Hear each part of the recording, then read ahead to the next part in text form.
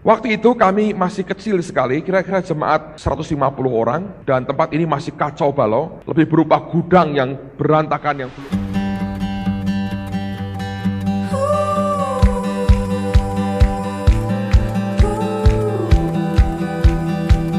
yang belum jadi. Kami kebaktian di belakang, di ruang serbaguna yang sekarang ini ada. Mimbarnya juga masih ada yang biru dan merah itu. Saya desain sendiri itu saudara, gambar sendiri. Dalam keadaan darurat saya gambar mimbarnya sendiri. Ini kasih warna abu-abu, ini warna merah. Loh kenapa Pak kok abu-abu sama merah? Dulu sering pakai Northwest, warnanya abu-abu merah saudara. Jadi pakai warna itu. Jadi saya desain mimbarnya sendiri, terus dibuat, tukang kayunya buat, dicat dengan cepat, pokoknya dipakai untuk kebaktian pada waktu itu. Kita nggak punya mimbar, nggak ada yang sebagus ini, nggak ada yang sebagus yang akrilik yang kita punya. Kita buat sendiri semuanya, dan ada tamu hamba Tuhan dari Johor.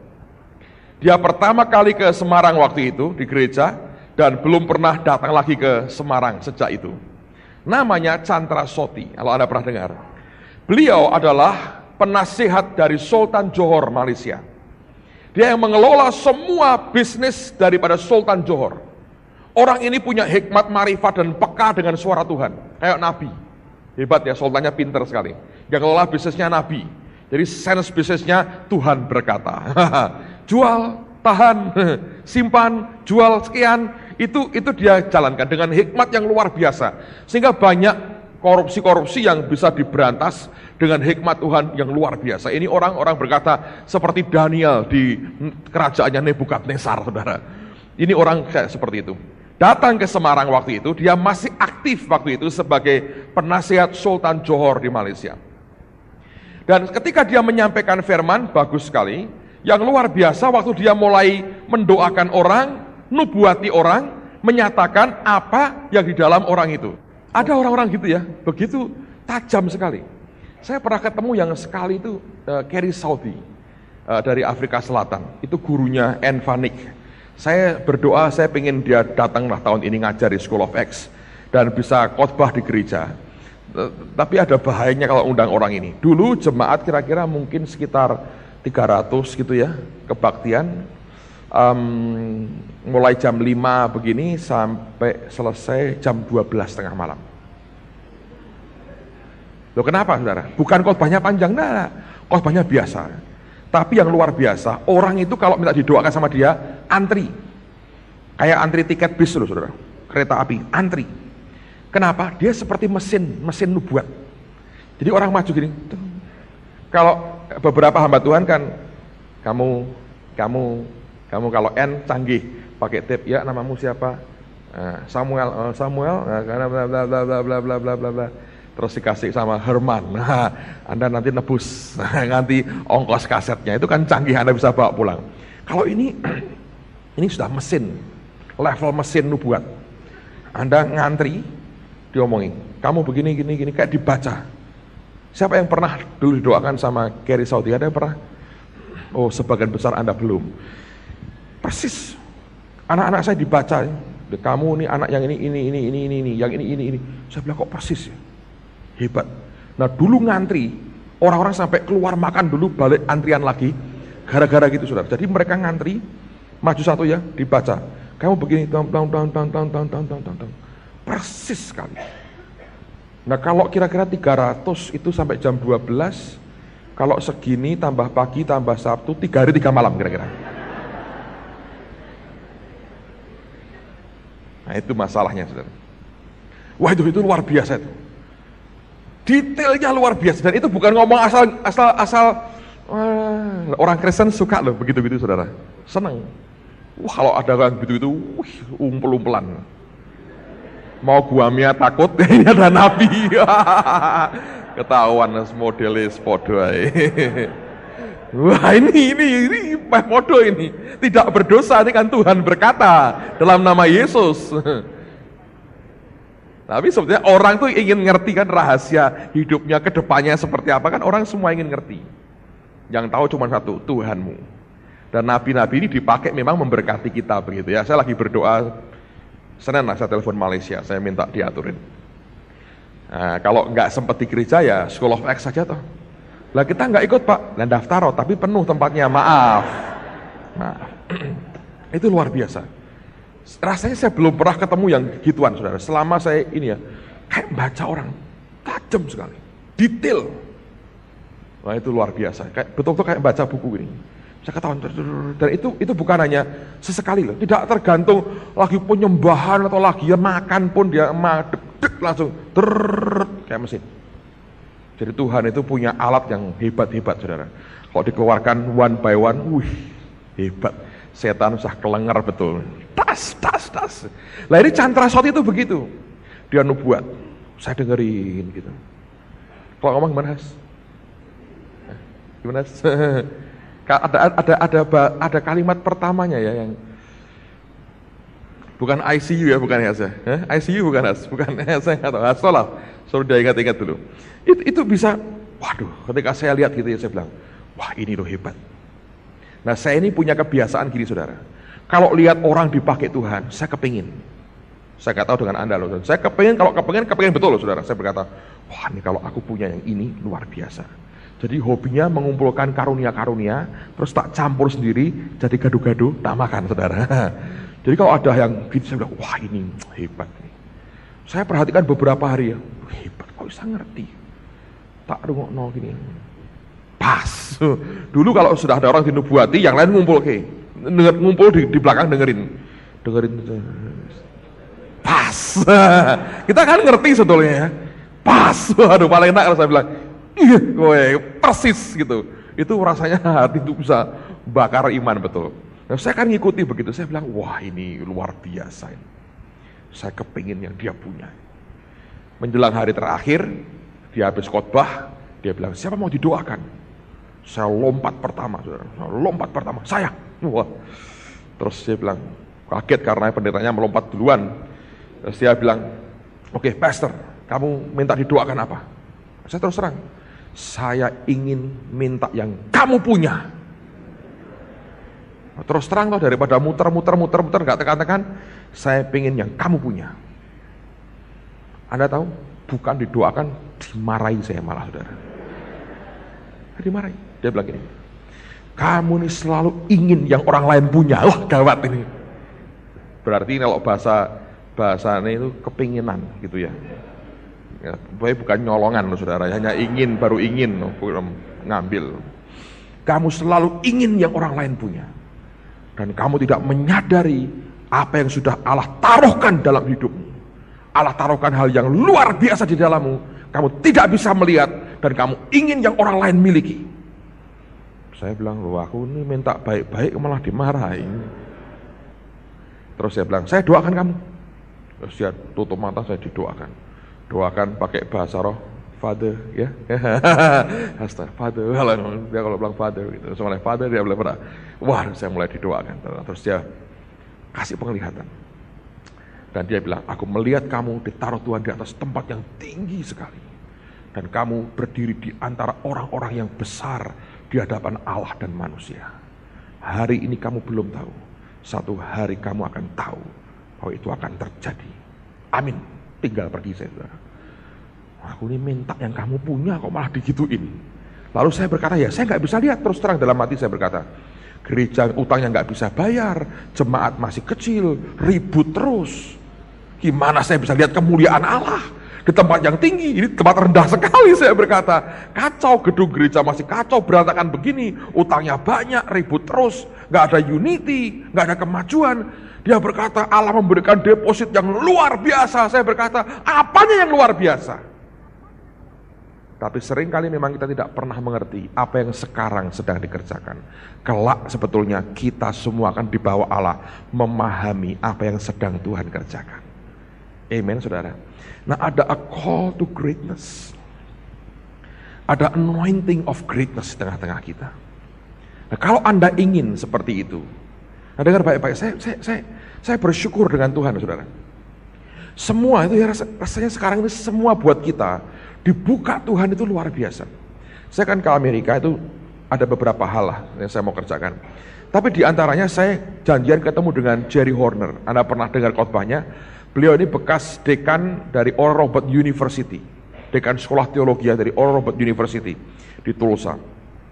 Dan sebetulnya saya ketemu dia, sekarang orang ini jadi vice president dari sekolah Alkitab Kristen, perguruan tinggi Kristen namanya Bethesda Christian University di Los Angeles. Yang mendirikan sekolah ini, yang memiliki adalah Dr. Cho Yonggi dari Korea, gereja terbesar di dunia hari ini. Nah, Dr. Cho yang mendirikan, dia yang punya.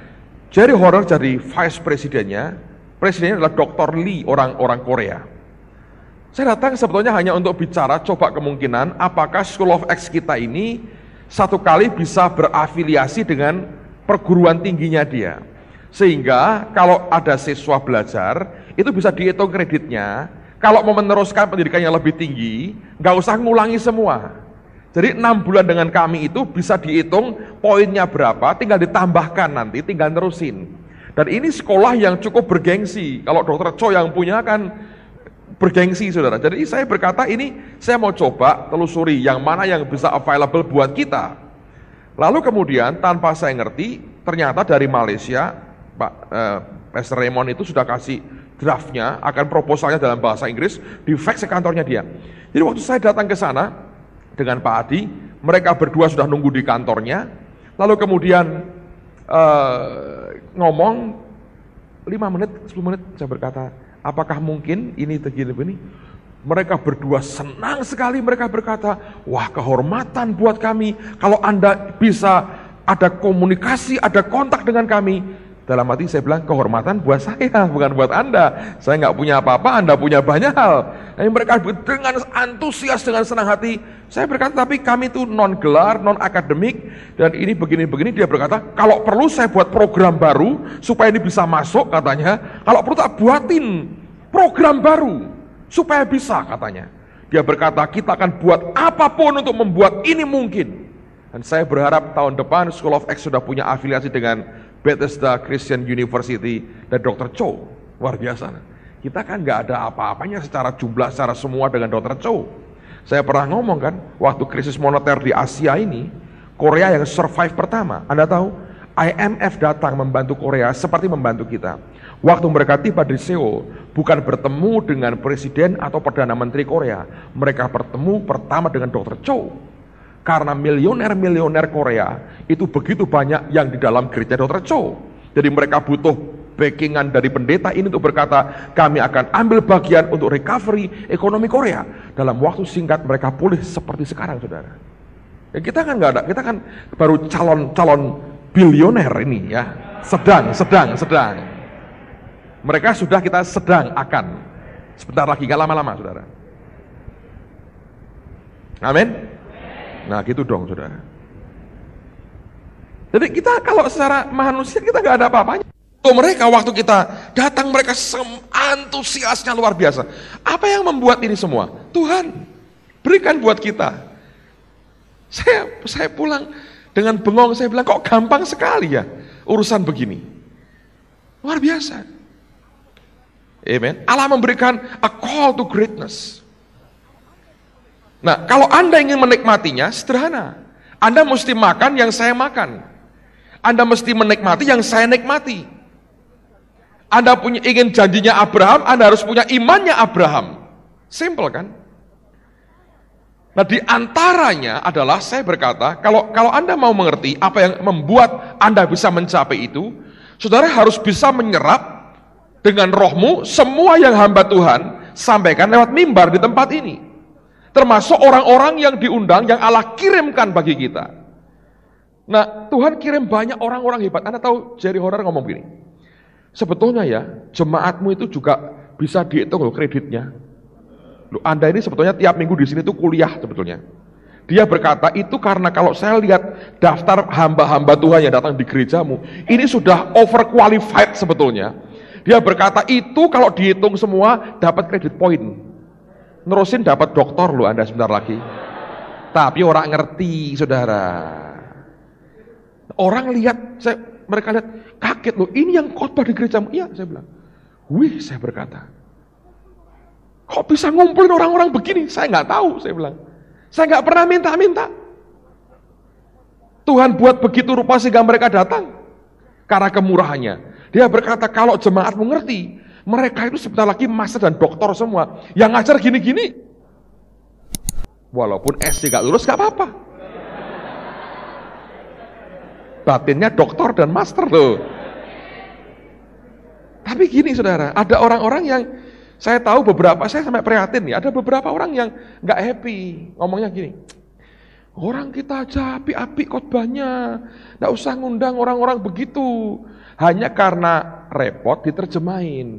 Yang terjemahin kurang enak. Begini, enak yang Indonesia, kalau sisa saya ngomong Jawa kilo enak. Itu sama gini saudara.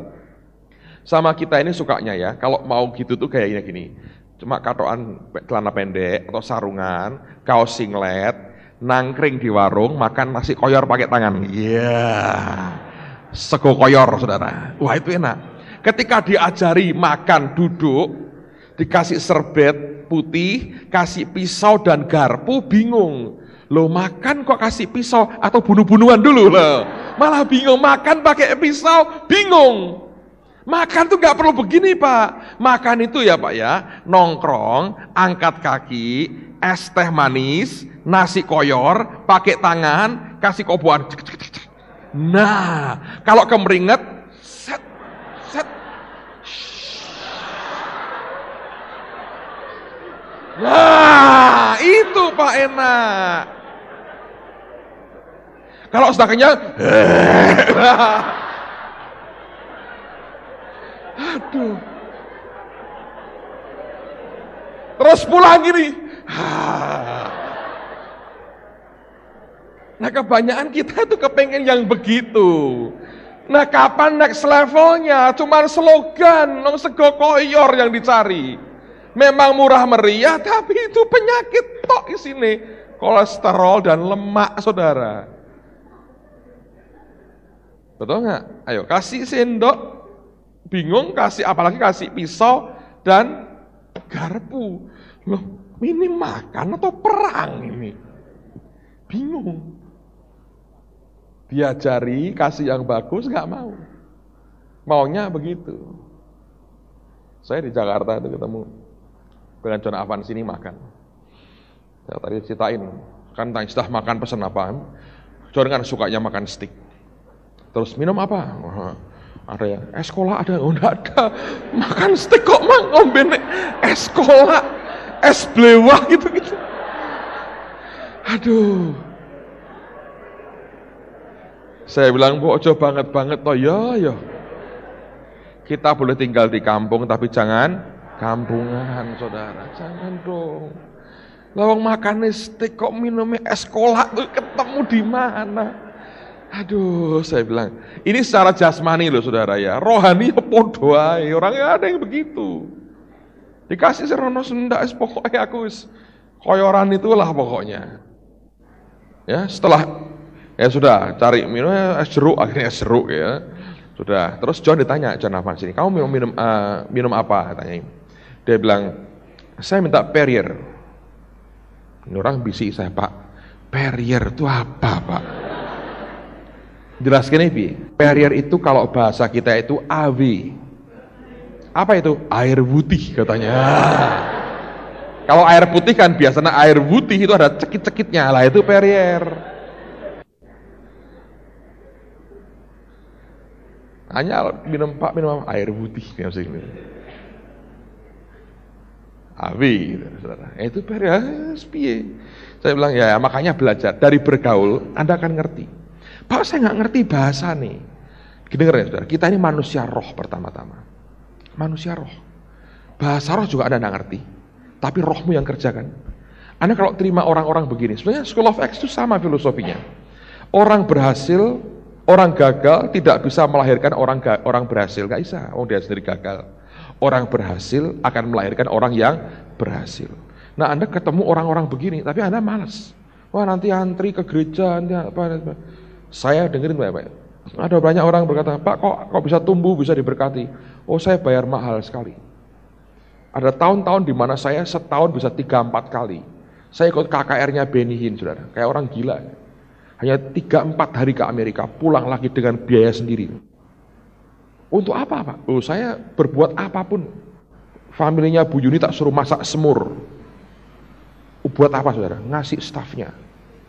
Nyuap Pak? Agak. KKN saya, saudara. Kalau enggak, Anda antri dari malam. Saya lari-lari bawain tasnya dia. Ini orang hanya orang biasa. Tapi dia punya posisi penting, yaitu ngatur tempat duduk. Nah itu saya butuh. Saya perlu di depan soalnya. Tak bawain tasnya. Masuk lewat gangnya panitia. Syuk, syuk, syuk. Saya buat apapun untuk bisa sampai ke sana. Bayangin. Sampai terakhir didudukin di panggung saya. Karena bolak-balik ketemu loh, ini orang sekolah Indonesia kok nekatnya kayak gini. Taruh di panggung. Jejer sama Morris Cerullo, Ora Robo, saya bilang, wah ini orang-orang hebat yang saya pernah ketemu. Dijejer sama Benny, dipajang kayak wayang.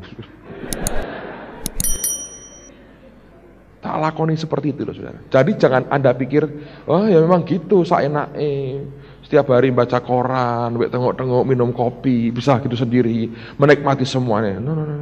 Waduh, luar biasa. Nah, saya mau beritahu saya, saudara tak pameri banyak hal lah, supaya Anda ngerti. Kenapa Bapak kok pamer sombong Pak? Bukan. Nah, sombong sudah dari kemarin-kemarin itu tak kerjain saudara. Tapi saya mau ngajari kepada Anda, kadang-kadang Anda ditunjukkan sesuatu, Anda bisa melihat Allah bisa buat yang luar biasa. Karena saya mau cerita gini saudara. Dulu ketika saya dipanggil Tuhan, yang namanya pendeta itu gambarnya miskin, melarat, gak punya apa-apa. Anda tahu yang membuka mata rohani saya, itu seorang hamba Tuhan. Udah dipakai Tuhan luar biasa, sekarang sudah almarhum. Ini orang luar biasa. Dia khotbah di Semarang, terus mau ke Jakarta. Saya anterin ke airport saudara, tak bawain tasnya. Itu kan bawain tas pendeta saya ini sudah tak bawain tasnya. Lalu kemudian dia kan ngantri, mau beli tiket, keluarin dompetnya, dibuka di depan saya. Saya nggak tahu dia pamer atau tidak, tapi pokoknya di depan saya dibuka. Nah kan dibuka di depan kan mata saya lihat saudara. Bukan sengaja pengen delok duitnya bro. Tidak, ketok sendiri kan. Saya bilang, duitnya banyak. Baru saya bingung, pendeta duitnya banyak juga ya katanya. Sejak itu saya berpikir, aku tidak berarti mesti melarat dong. Tanpa aku membisniskan Yesus dan firman, Allah bisa memberkati saya sehingga tidak perlu melarat. Ngerti saudara? Saya ngerti ya, nanti bergaul dengan John begini ya. Tiba-tiba membuat banyak hal. Saya bergaul dengan banyak orang. Pergaulan itu membuat sesuatu yang mereka punya itu nempel dalam kehidupan kita. Karena semua yang dari Allah itu ditularkan dan diturunkan dalam kehidupan kita. Nular dan nurun saudara. Itu luar biasa. Terakhir saya ke Amerika. Dulu N kan datang sini mengeluh, aduh kakiku bengkak semua. Kenapa? Saya bilang, saya terbang dari Afrika Selatan ke Indonesia jauh, itu jauh. Seperti terbang ke Amerika, jauh, 20 jam lebih. Bengkak semua. Saya bilang, kamu naik apa? Ya pesawat terbang, tapi ekonomi kelas, waduh kakinya gantung, bengkak. Secara medis itu berbahaya loh saudara. Karena beberapa orang mati karena itu kena di peredaran darah ya sebetulnya. Salahmu. Kenapa salahku? Naik bisnis dong. Gak cukup, persembahannya gak cukup untuk bisnis. Nah kamu ngomong gak cukup. Kalau kamu bilang Tuhan aku perlu ini, aku perlu, kamu nanti cukupi Tuhan. Dia ketawa, dia bilang wah kamu stretch iman saya. Saya belum ngerti sekarang dia tega belum naik bisnis kelas saudara. Tapi saya ke Amerika sekarang, saya bilang saya naik bisnis. Anda tahu saya naik bisnis kelas dari Jakarta ke Taipei, satu cabin bisnis kelas kosong, saya sendirian. Wah saya bisa begini, mau begini, bebas. Pramugarinya 3 bingung, gak ada kerjaan, nunggu tak perintah. Kalau tak perintah kopi, senangnya luar biasa, karena kerja dia. Lah nganggur kan bersalah juga, apa dia terbang 5 jam nganggur. Nah jadi 1 orang. Bayangin, saya sampai geli, mereka riwariwi. Agar tak perintah, tak panggil gitu, senangnya karena balapan, rebutan, saudara. Pikir ini orang hebat tuh dibayar semua sak cabin.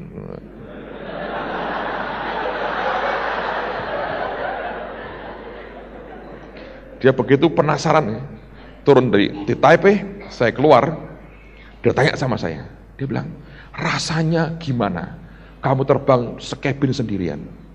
Saya mencoba tenang, saya bilang, biasa. Saya berkata, lah, kita mesti cool sedikit, biasa. Bukan, enggak, biasa. Saya nggak ambil uang gereja. Tuhan cukupi saya bahkan berkelimpahan luar biasa.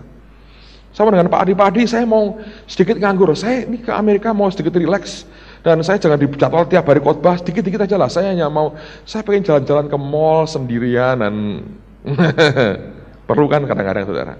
Saya tidak mau banyak khotbah, tapi Allah memberkati saya karena saya hidup bukan dari khotbah kok saudara. Allah berkati saya luar biasa.